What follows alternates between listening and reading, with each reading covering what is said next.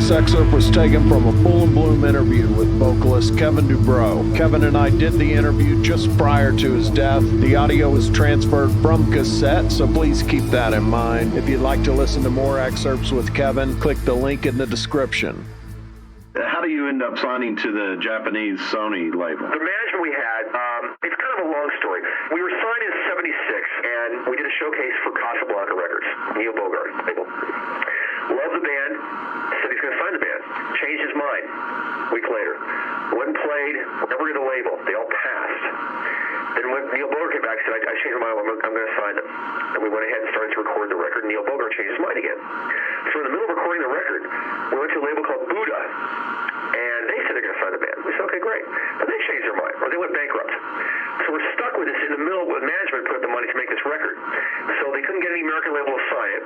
So they went to Japan because they managed a band called Angel, was very big in Japan. Sure. And they got CBS Sony to put up the money for it in Japan.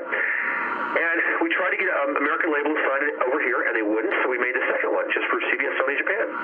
But eventually, Randy left the group and joined Ozzy, and that's how those two albums came to pass. They're actually released at that time, though? Yeah, they were released in '76 and '77. Okay, and do you tour over there, or do you... Never went over there. I'm sorry? We never went over there. Oh, okay. So they just released over there, and then that's it? That's it, yeah. Wow. A lot of legend, very little action. Right. We were very frustrated.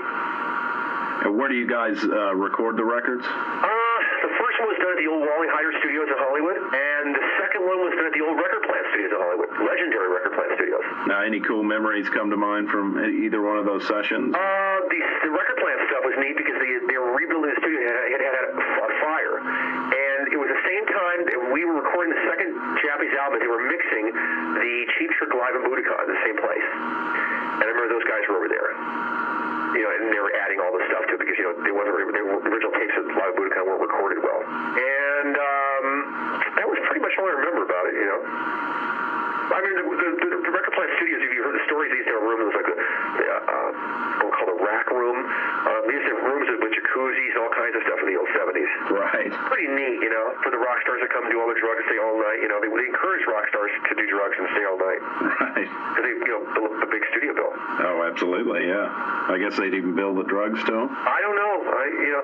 This is way before any drug use on my part. I was so naive to what was going on. These guys were all staying up all night, and I was eating Winchell's Donuts and staying up. I didn't know what else was doing. It was years later that I realized what was going on. I once said to Randy, how come I never saw anybody do this?